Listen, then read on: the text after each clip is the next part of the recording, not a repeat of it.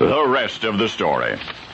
I've long admired the compelling sculpture of Michael Naranjo, and I understand there are few in the world of art who are not equally respectful of his work. Naranjo has received a lot of awards and honors.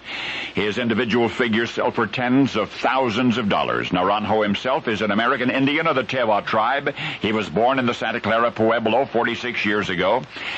In my possession is a photographic collection of his sculpture, some remarkable Indian motifs. One of them is named Eagle and Fish, and there is something haunting about the majestic bird's posture, its wings extended in order to hide its catch from other predators. Here's another work called Circle of Love, which expresses the simple poetry of a woman embracing her infant.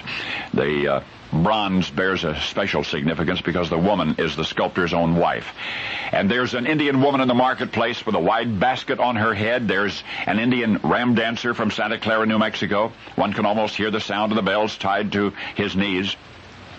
But there is another vision from the life and times of Michael Naranjo, a scene that he is not likely to share with you in the context of his art, and that is the rest of the story. Michael had been serving our country in Vietnam for about a year when on January 8, 1968, an enemy attack drove his platoon into a jungle. Well, the buddies were falling around him like bloody rag dolls. Michael crawled on his belly for cover. He looked up, saw the medic get hit, then he ducked down again. Nearby gunships were raking the palm trees overhead with a searing barrage. And then Michael, squinting through a hole in the vast, dense wall of green, saw a pair of eyes. Viet Cong. He got off a shot in the direction of the eyes, then rolled on his back. He felt something nudge his right hand, an enemy grenade. There was a tremendous explosion, and shrapnel burned into his right arm. Michael recovered in a hospital in Japan. A general's wife visiting him asked, "Do you need anything?" And Michael answered, "Clay. Clay."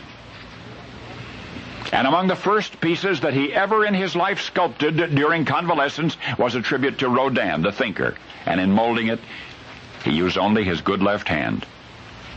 But never, ever in all of the years since has Michael Naranjo been able to exorcise from his brain the terrible picture of the eyes of the man who threw that last grenade. The brilliant sculptor's mangled right arm eventually healed. But one of the effects of that explosion, it's been almost 23 years ago now, is forever undiminished.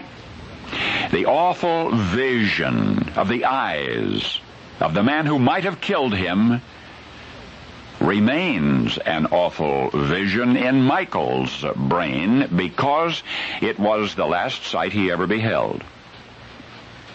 A split-second, everlasting portrait of the man who took Michael's own eyes away from him.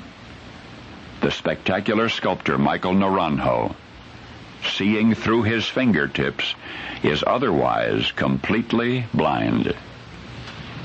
And now you know the rest of the story.